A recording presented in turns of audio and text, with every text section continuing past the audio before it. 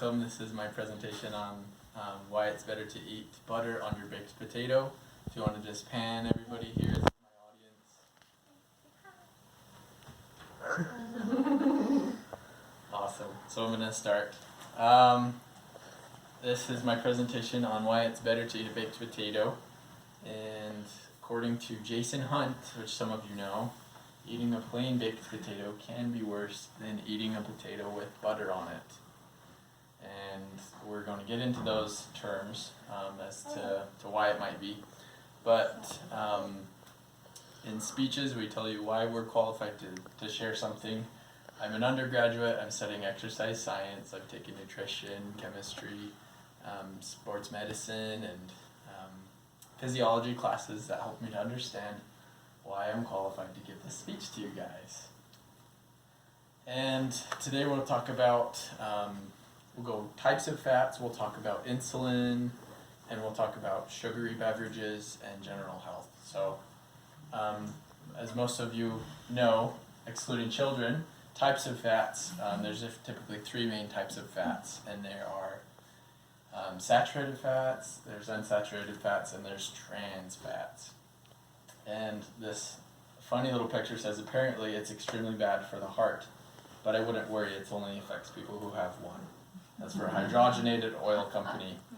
And hydrogenated oils are essentially trans fats, and you have trans fats that originally are unsaturated fats, and through the manufacturing process they can pressurize that with some hydrogen present, and that's why they call it a hydrogenated oil, and it turns it back to like being a saturated fat.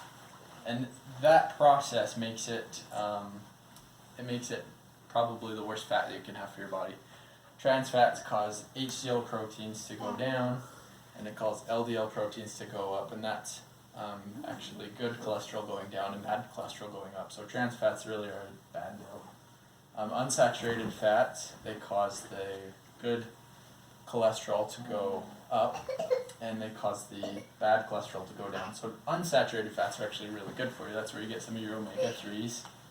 Saturated fats, those actually just kind of cause everything to go up.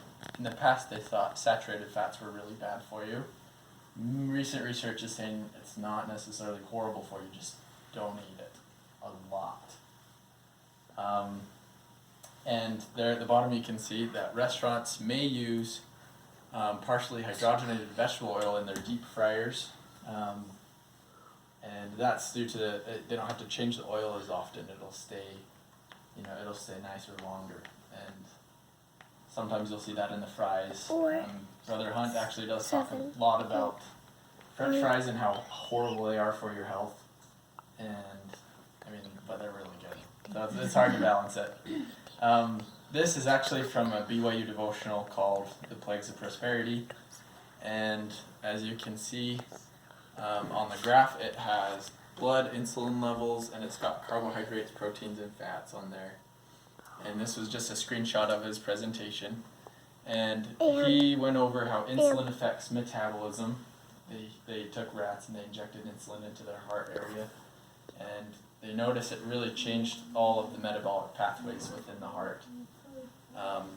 And he said also glucose-centric perspective, or just testing blood sugar, can delay the diagnosis of diabetes for a couple of years. So he said if they measure insulin, what am I looking for? There's when you're not sensitive to insulin. Insulin is sensitivity. Measuring that is actually much more accurate for diabetes. And as you can see on the chart, the carbohydrates, that's if you eat pure sugar, it will spike your insulin crazy high, just over 10 times normal. And then in about 4 hours, it'll start to be back closer to normal. But pure protein, if you eat that, it really doesn't go too much high, and fat is even lower. So with fat, it'll slow the contents from exiting your stomach, and it won't spike your blood sugar or your insulin as high. There's sugar-sweetened beverages. There was a study, they had analyzed lots of different scientific articles, found 300,000 people and 15,000 cases of type 2 diabetes. And they researched these people, and they found that if you have 1 to 2 servings a day, or 1 to 2 servings of, a soft drink, a juice, any sugary drink, they have 26% greater risk of developing type 2 diabetes than those who had it only just 1 per month. That was kind of interesting. And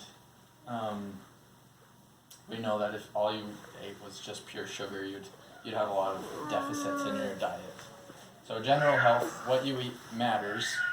If you eat a baked potato with some butter on it, then it's actually better for you because it'll slow that sugar from the carbohydrates in the potato from getting into your bloodstream. And then if you have some butter on it, then I just said it'll slow it down, but if you don't have butter on it, it can actually spike your blood sugar and your insulin, like that graph was showing. So over the past 30 years, percentages of calories from fat in people have actually gone down. So they're eating less fat, but we're still eating the same amount of calories, or if not maybe more, but obesity rates are going higher. So it shows if you just eat more sugar and less fat, then you're not really getting kind of the balance that you need, and it'll spike things a lot worse for you. So that is my presentation. Yes.